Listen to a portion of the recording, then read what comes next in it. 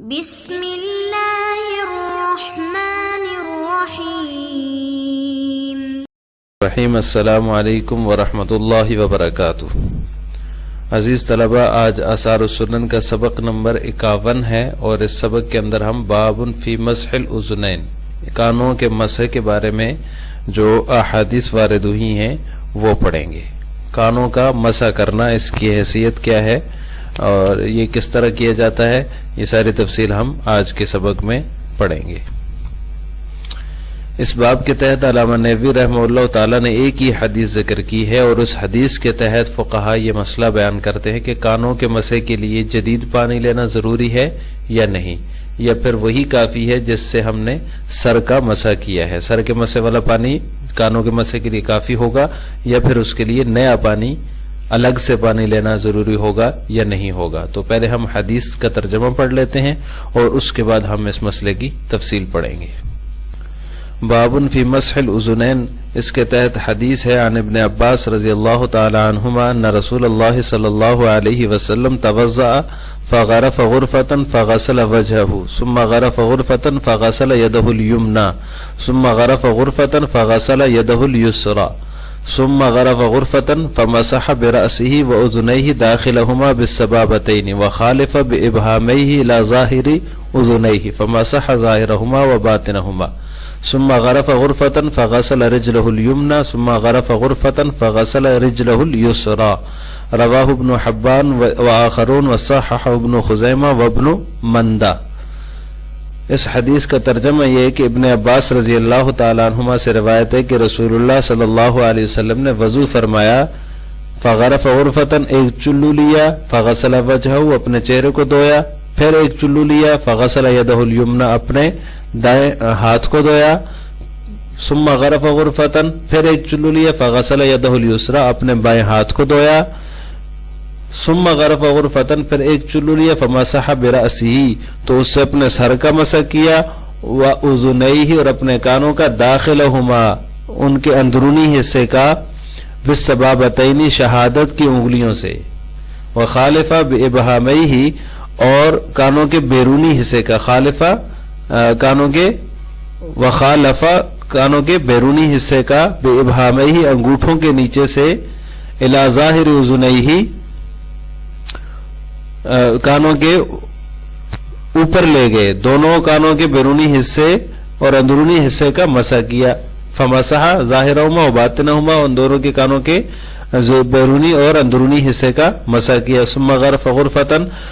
پھر ایک چلو لیا، فغسل رجلہ الیسری، اپنے دائیں پاؤں کو دھویا، ثم غرف غرفتن، پھر ایک چلو لیا، فمسح رجلہ الیسری، اپنے بائیں پاؤں کو دھویا۔ رواہ ابن حبان وآخرون، اس کو ابن حبان اور دوسرے محدثین نے روایت کیا ہے، اور ابن خزیمہ اور ابن مندہ نے اس روایت کی تصحیح کی ہے، اس کو صحیح قرار دیا ہے۔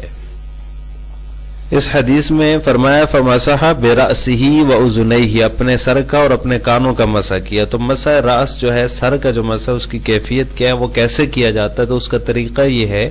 کہ ہاتھ کی ہتھیلیوں اور 3 انگلیوں کے ساتھ سر کا استعاب کیا جائے، سر کو ڈھانپا جائے، 3 انگلیاں شہادت کی انگلیوں کو چھوڑ کر اور باقی سر کے ساتھ پورے سر کا استعاب کیا جائے، آگے سے لے کر پیچھے تک پورے ہاتھ، دونوں 3 انگلیاں اور پورا ہاتھ، سوائے شہادتین کے جو شہادت کی انگلیاں ہیں اور ابہامین کے جو کہ انگوٹھے ہیں، ان دونوں کے علاوہ جو ہے یہ الگ کر کے 3 انگلیاں اکٹھی کی، پورے سر کا استعاب کیا، اور پھر جو سبابتین یعنی جو شہادت کی انگلیاں ہیں ان کے ساتھ کانوں کے باطن کا مسح کیا، کانوں کے اندر انگلی گھما کے اس طرح پورے کان کا مسح کیا جائے، اور انگوٹھے جو ہیں ان کو کانوں کے ظاہر جو پیچھے کا حصہ ہے کان کا، وہاں سے گھما لیا جائے اور ان کا مسح کر لیا جائے۔ تو یہ مسح راس کی کیفیت ہے، پورا مسح کانوں کا بھی سر کا بھی اس طرح سے ہوتا ہے، اور یہ پورا طریقہ ہے۔ اب مسئلہ یہ ہے کہ جب ایک دفعہ پانی لیا سر کے مسح کے لیے، تو کیا اسی پانی سے ہم کان کا مسح بھی کریں گے یا اس کے لیے نیا پانی لینا ضروری ہوگا؟ تو اس مسئلے میں فقہا کا اختلاف ہے۔ امام ابو حنیفہ اور امام احمد بن حنبل رحمہم اللہ تعالی فرماتے ہیں کہ نیا پانی لینے کی ضرورت نہیں ہے، جب سر کے مسح کے لیے چلو بھر کے پانی لے لیا، سر کا مسح ہو گیا، تو اسی پانی کی جو تری بچی ہوئی ہوتی ہے ہاتھوں کے ساتھ جو لگی ہوتی ہے، ہاتھ گیلے جو ہوتے ہیں، انہیں گیلے ہاتھوں سے کانوں کا مسح بھی کر لیا جائے تو کافی ہے. اس کے لیے الگ سے دوبارہ ہاتھوں کو گیلا کرنا یا ہاتھوں میں پانی لینا ضروری نہیں ہے. یہ امام ابو حنیفہ اور امام احمد فرماتے ہیں. امام شافعی اور امام مالک رحمہ اللہ فرماتے ہیں کہ جدید پانی لینا، نیا پانی لینا ضروری ہے.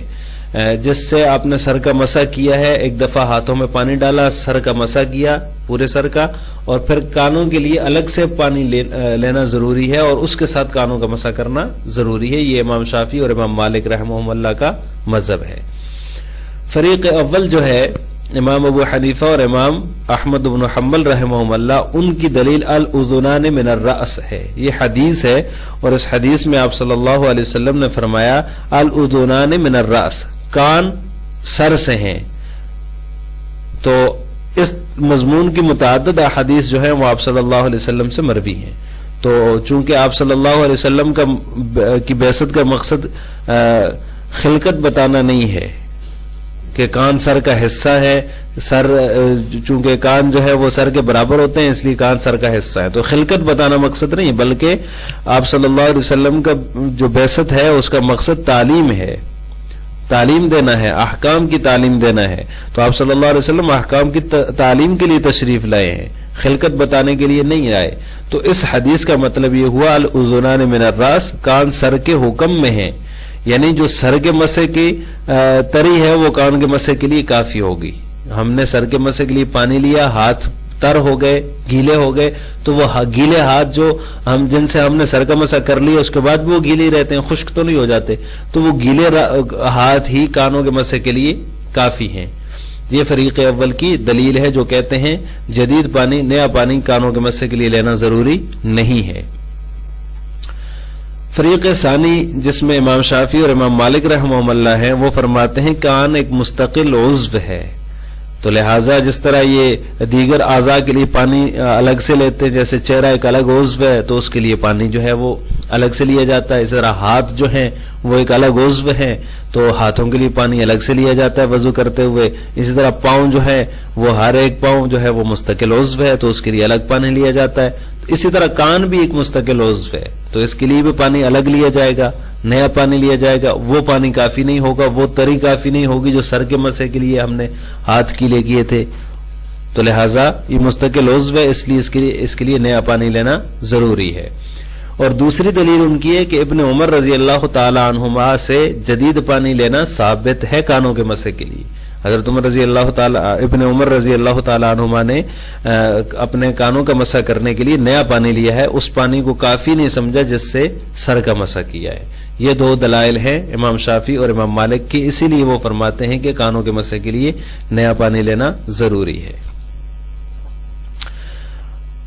حنابلہ اور احناف کی طرف سے اس بات کا جواب یہ دیا جاتا ہے کہ نص کے مقابلے میں قیاس معتبر نہیں ہے. ان کی جو پہلی دلیل تھی وہ یہ تھی کہ کان مستقل عضو ہے تو لہٰذا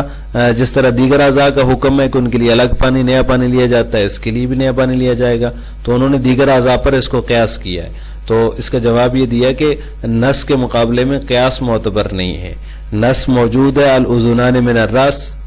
جو سر کے مسح کی تری کان کے مسح کے لیے کافی ہے. جو سر کا حکم ہے کان کا بھی وہی حکم ہے سر کے ساتھ، تو کان سر کے حکم میں ہوئے، تو لہٰذا نص کے مقابلے میں قیاس معتبر نہیں ہوتی. اور دوسری جو دلیل تھی کہ ابن عمر رضی اللہ تعالی عنہما نے اپنے کانوں کے مسح کے لیے نیا پانی لیا ہے، تو اس کا جواب یہ دیتے ہیں کہ ابن عمر رضی اللہ تعالی عنہما نے شاید تری کے خشک ہونے کی وجہ سے لیا ہو، شاید ان کے ہاتھ خشک ہو گئے ہوں، اتنی تری باقی نہ ہو جس سے کانوں کا مسح کیا جا سکے، تو شاید اس وجہ سے انہوں نے لیا ہو نیا پانی. اور دلائل مذکورہ کی قرینے سے دیگر جو دلائل ہیں جس طرح کہ الاذنان من الراس اور اس مضمون کی متعدد احادیث ہیں کہ سر جو ہے وہ سر کے مسح جو ہے مسح کے لیے جو پانی لیا ہے وہ کانوں کے مسح کے لیے کافی ہے. تو یہ جو دلائل ہیں، جو احادیث ہیں، ان کے قرینے سے معلوم ہوتا ہے کہ جو ابن عمر رضی اللہ تعالیٰ عنہ کی روایت ہے اس سے نفس جواز ثابت ہو رہا ہے. یعنی ابن عمر رضی اللہ تعالیٰ عنہ کی روایت سے جواز ہی ثابت ہو رہا ہے، نفس جواز ہے کہ اس کے لیے نیا پانی اگر کسی نے لے لیا تو بھی جائز ہے. اور جواز کے تو ہم بھی قائل ہیں، اگر نیا پانی کوئی لے لے اور اس سے کان کا مسح کر لے تو بھی ہو جاتا ہے. ہم تو اس کے جواز کے قائل ہیں. لہٰذا پہلی بات تو یہ ہوئی کہ نص کے مقابلے میں قیاس معتبر نہیں. دوسری یہ کہ ابن عمر رضی اللہ تعالی شاید تری کی وجہ سے لیا ہو، تری کے خشک ہو جانے کی وجہ سے لیا ہو نیا پانی. اور دوسرا یہ کہ دیگر دلائل کے قرینے سے ہمیں یہ معلوم ہو رہا ہے کہ یہ جو ابن عمر رضی اللہ تعالیٰ عنہ کی روایت ہے یہ نفس جواز پر محمول ہے، اور اس سے نفس جواز ثابت ہو رہا ہے، اور جواز کے ہم بھی قائل ہیں.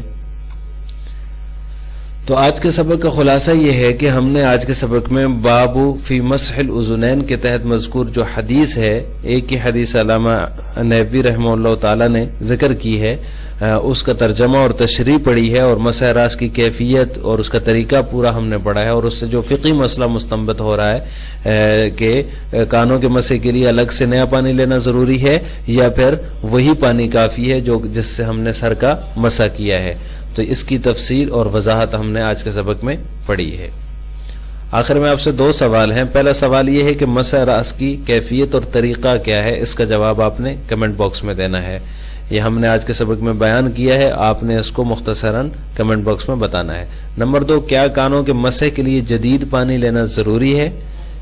اس کی تفصیل بھی ہم نے آج کے سبق میں پڑھی ہے، تو آپ اس کا جواب جو ہے کمنٹ باکس میں بتائیں گے.